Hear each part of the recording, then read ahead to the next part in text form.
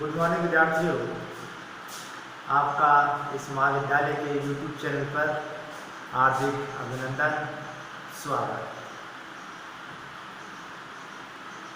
जैसा कि हम पहले विशिष्ट शिक्षा के बारे में पढ़ रहे थे, विशिष्ट शिक्षा का अर्थ क्या है, विशिष्ट शिक्षा के अंतर्गत कौन कौन सी समस्याएं आती हैं, उसी बिंदु को आगे बढ़ाते हुए आज हम अध्ययन करेंगे क्या विशिष्ट शिक्षा हेतु उपाय कि जो विशिष्ट बालक होते हैं उनको शिक्षा देने के लिए क्या क्या उपाय करने चाहिए। बात करें नंबर 1, विशेष परिश्रमी अध्यापकों को, समाज सेवकों को, विशेषज्ञों को शिक्षण एवं निर्देशन संपूर्ण। ये बिंदु ये कहता है कि जो विशिष्ट बालक होंगे उन विशिष्ट बालकों के लिए विशेषज्ञ चाहिए, विशेष अध्यापकों की आवश्यकता होगी।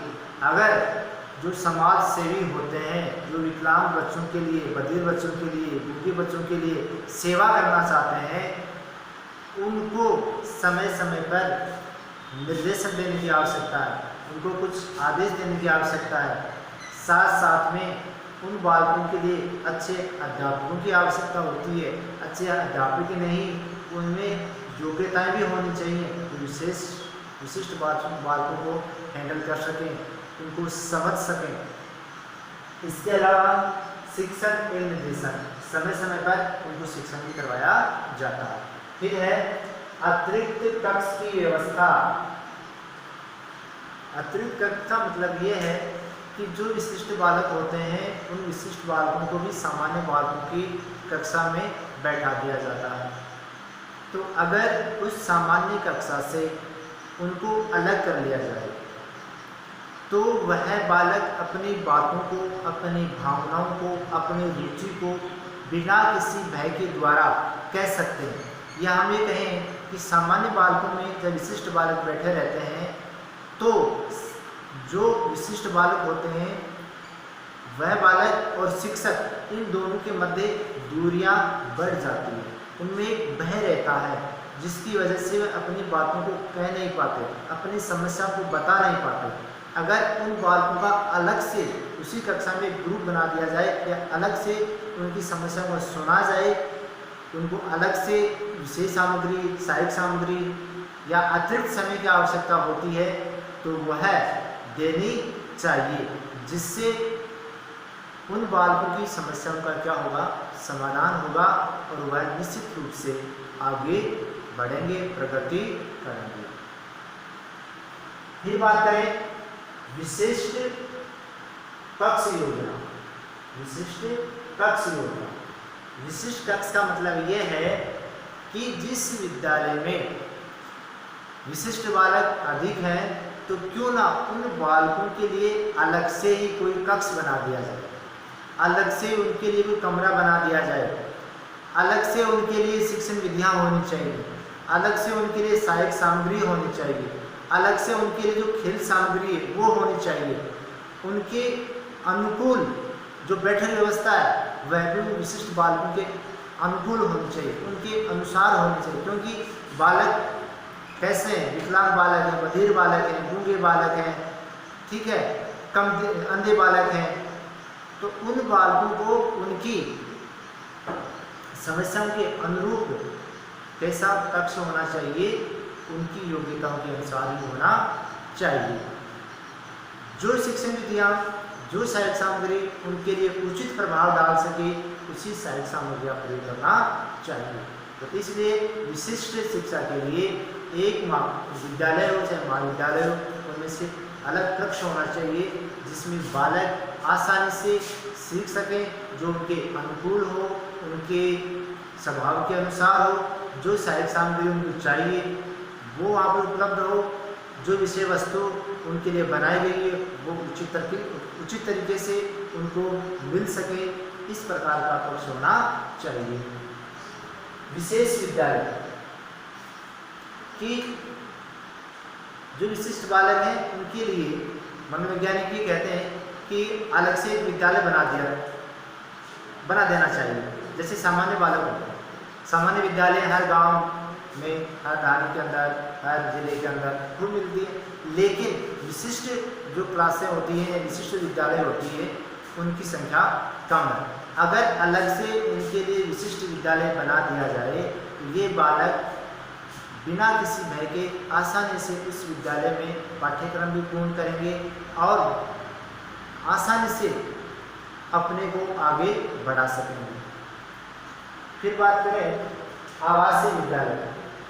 शिक्षा के बारे में एक प्राचीन परंपरा रही है कि जब तक बालक शिक्षा प्राप्त करे वह उसी गुरुकुल में रहे और जब शिक्षा पूर्ण कर ले उसके बाद में अपने घर जा सकता है या गृहस्थ आश्रम में प्रवेश कर सकता है। उसी प्रकार से अगर विशिष्ट बालकों को उसी विद्यालय में रखा जाए तो एक तो क्या फायदा होगा कि कक्ष में अध्ययन करने के बाद में उसको कुछ समझ में नहीं आता हो या उस पर हम विद्यालय शिक्षा प्राप्त करने के बाद में या कक्ष से शिक्षा प्राप्त करने के बाद भी हम उसके व्यवहार पर नज़र रख सकते हैं या जो अतिरिक्त समय रहता है उसका सदुपयोग कर सकते हैं। बालक को किस प्रकार की खेल सामग्री चाहिए, किस प्रकार की विषय वस्तु चाहिए, वह उस विद्यालय में आसानी से मिल जाती है। लेकिन इतना कुछ होने के बावजूद भी हम ये कह सकते हैं या मनोवैज्ञानिक ये कहते हैं कि इस आवासीय विद्यालय में एक महत्वपूर्ण दोष है। वह महत्वपूर्ण दोष क्या है? वह यह दोष है कि अगर बालक 24 घंटे उसी विद्यालय में, उसी महाविद्यालय में रहेगा तो उस बालक का सामाजिक विकास रुक जाएगा, क्योंकि एक बालक समाज में रहते हुए ही अपना सामाजिक विकास कर पाता है। वह ये कहते हैं कि बालक समाज से दूर हो जाएगा, समाज में होने वाले व्यवहार, समाज में होने वाले सांस्कृतिक प्रोग्राम, समाज के आदर्श, समाज की परंपराएं, उनसे वह बिछड़ जाएगा, दूर हो जाएगा। बालक एक ही विद्यालय में अगर लगातार 5 या 10 साल में रहता है तो मनोवैज्ञानिक ये कहते हैं कि बालकों के अंतर्गत एक मानसिक द्वंद्व आ जाता है या मानसिक रूप से कमज़ोर हो जाते हैं, मानसिक रूप से मजबूत नहीं हो पाते हैं। ऐसा विचार कई मनोवैज्ञानिक रखते हैं। लेकिन विशिष्ट बालकों के लिए आवासीय विद्यालय एक उत्तम व्यवस्था है जो उनकी शारीरिक रचना या मानसिक विकास या शारीरिक विकलांगता की वजह से उनके लिए एक अच्छा कदम है। तो आज हमने ये जाना कि विशिष्ट शिक्षा या विशिष्ट बालकों को पढ़ाने के लिए या उनकी समस्या का हम समाधान किस प्रकार से कर सकते हैं।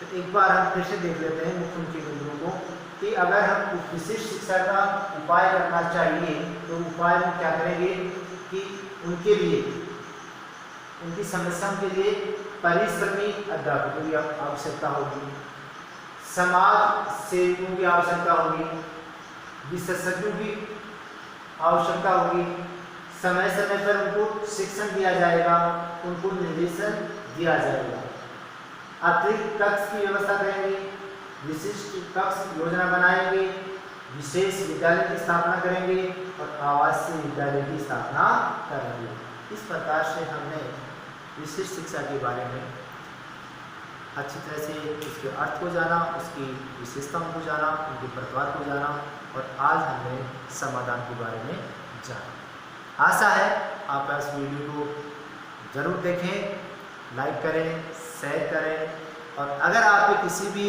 स्टूडेंट के मन में कोई डाउट हो, कोई दूसरा टॉपिक पढ़ना चाहता हो, कोई समस्या हो तो कमेंट्स में अपने सुझाव, अपनी समस्या को निसंकोच भाव से ज़रूर लिखें।